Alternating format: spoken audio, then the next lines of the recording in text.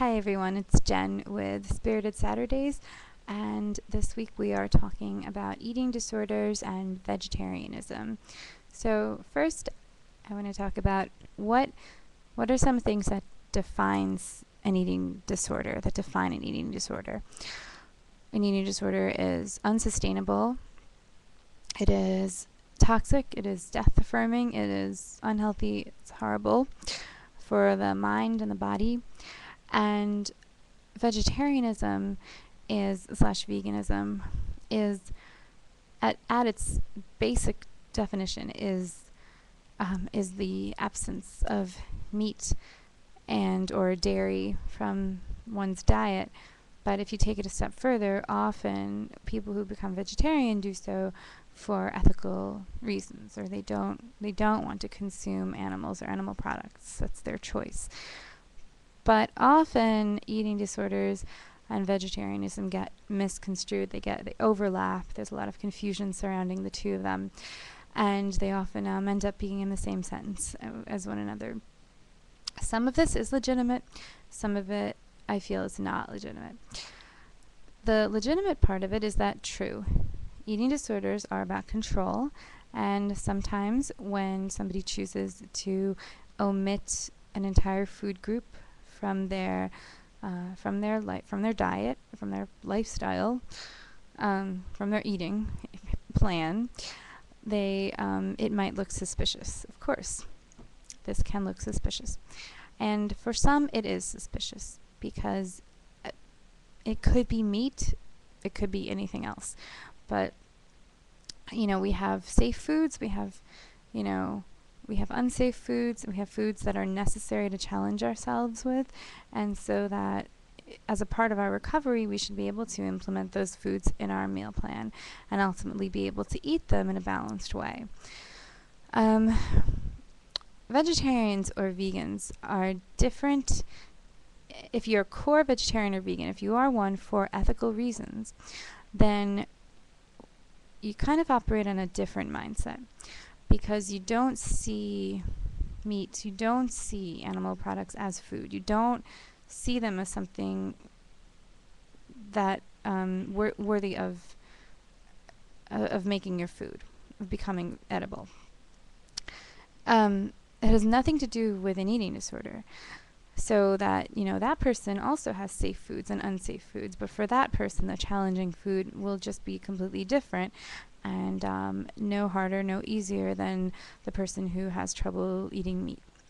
So I think that when you go into treatment for an eating disorder, it's important for whoever's treating you to distinguish whether you are a vegetarian, if you're a vegetarian, if you are one to sort of feed into the eating disorder, or if you are one to because you're actually trying to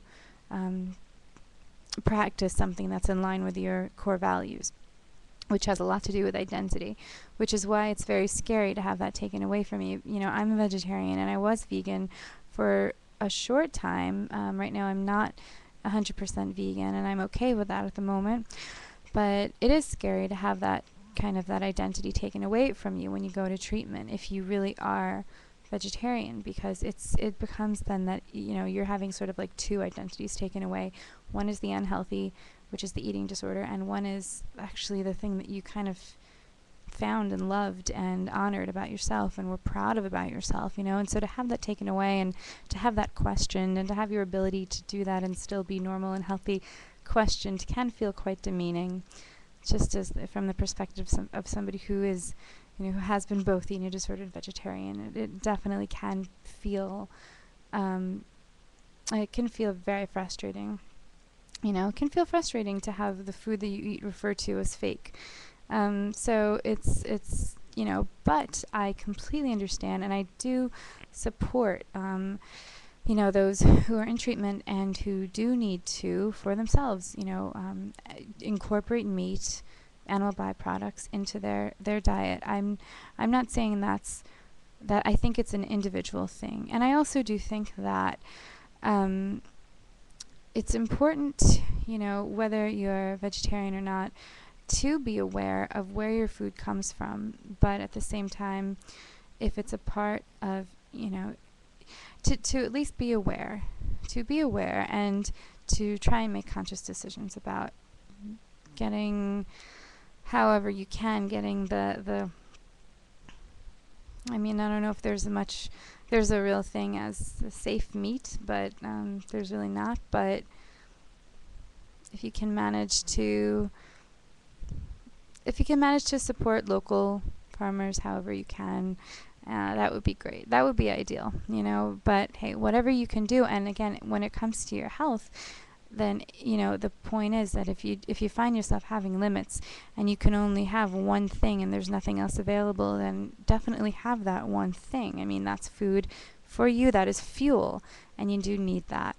So that's kind of like the thing that I thought about was if you're a vegetarian for kind of the right reasons as opposed to unhealthy reasons. If, say, you're in a situation where you really don't, like, say you go to a barbecue and you weren't prepared and you didn't realize there was a barbecue going on. You ended up there and you haven't had lunch and you don't know what to do. And say you're vegan and you just don't know what to do. There's nothing there for you.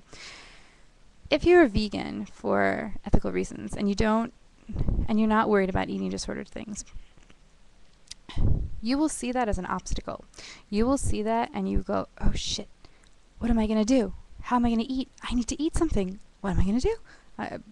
Well, this is a problem.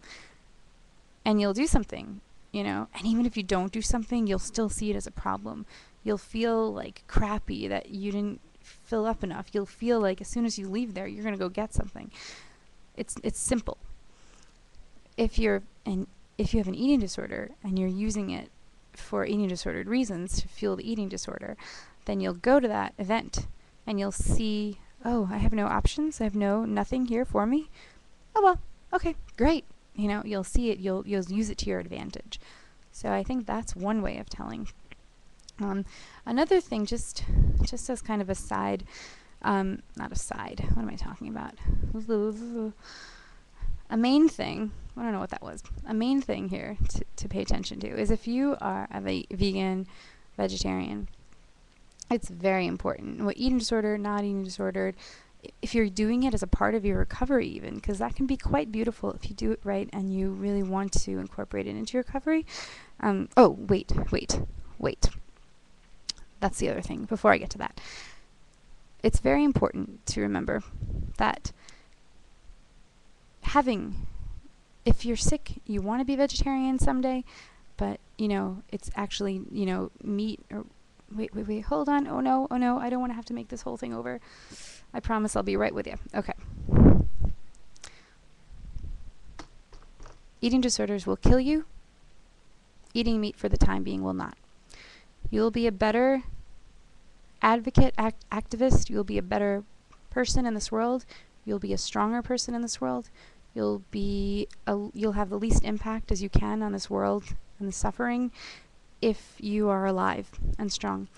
And if part of your recovery means that you need to eat animal products for the time being, or even if you need to eat them forever, it's still better than being dead and not eating meat. Because if there's something that you didn't touch, out of fear, you're compromising your life. You're compromising your quality of life. And I say this as a vegetarian, I say this as an animal rights advocate. If it's a choice between being a strong meat eater and being a weak vegetarian who can't speak up for herself, who can't advocate, who can't do any of that, who can't make a difference in this world because she's so weak or he's so weak, better to be the strong meat eater. At least you'll have a clear head. You'll feel better. It's an individual thing. And I think that as a society, we do what we can. I'm not the hugest fan of labels.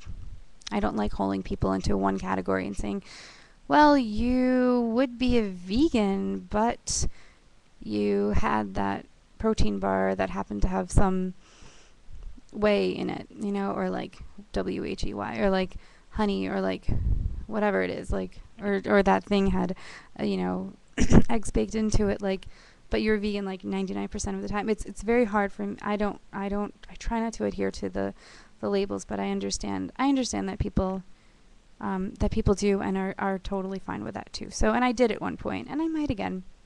But yeah, you got to be strong, and whatever that means. That's the most important thing. You can't have any impact on this world as if you are an advocate, if you're not your strongest. So, anyway, the other thing that I really, really wanted to say was that if you are a vegetarian or a vegan, it's very important to not let it, like, basically, you're practicing compassion toward an animal by saying, I'm a vegan. That means that I want to have as least impact on animals or whatever it is that, as possible. I want to practice compassion. I want to practice kindness toward that animal. It's the most noble thing that you can do is mirror that compassion in yourself. I think that would be my number one message. So that if you do choose that, honor it, be strong about it, get creative with it, get creative with ways to, make a statement about it, because it's like really, being vegan and healthy when I was vegan and healthy at the same time was one of the most thriving periods of my life. I was more creative and experimental with food and cooking, and I took ownership of my food, and I understood where it came from, and I was so excited about the idea of food and like living a balanced and healthy lifestyle. That was something that I like to recall on, and that's something that I'd like to go back to. Maybe not in the same exact way that I was doing it, but that mentality, that spirit toward life was very important to me. Whatever that means for you, wherever you are on the meat continuum, vegetarianism, vegan continuum, important that you practice compassion, honor your choices, understand where your food comes from, and, just try and not look at anything as, try and shift the focus of, I'm not limiting myself. I am expanding. I am exploring. So look at it as fun. It was fun for me, and continues to be. So the book that helped me see it in that way was Alicia Silverstone's The Kind Diet. So that was really great. And be careful about certain things that kind of give you a kind of a misconception, because there's another book out there called Ravenous: A Food Lover's Journey from Obsession to Freedom by Dana Macy, and it has really great intentions, but there's one part where she wants to find out the source of her food. So she's not a vegetarian, but she wants to see how an animal is killed. But she ends up going to a farm where it's like modeled after, what's her name? Oh, now I'm totally forgetting her name. But it was the kind of model, the kind of design that Temple Grandin, right, where the animals don't know what's going to happen to them and they're not afraid. So it's designed very with some compassion in mind. However, this does not represent the bulk of where our food comes from.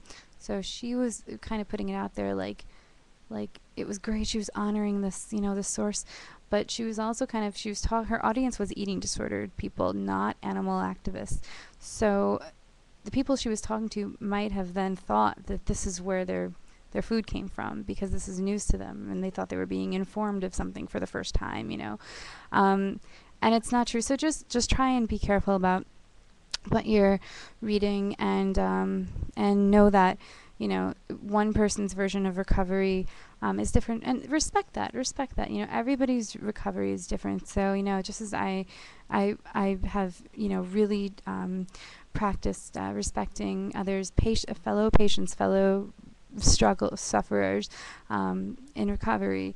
I've respected that they had to make certain choices for themselves, and I think everybody deserves that same level of respect and understanding. So that's that. But be careful. Just be careful. Try to make choices for the right reasons, and take care of yourselves. Okay. See you next week. Thanks.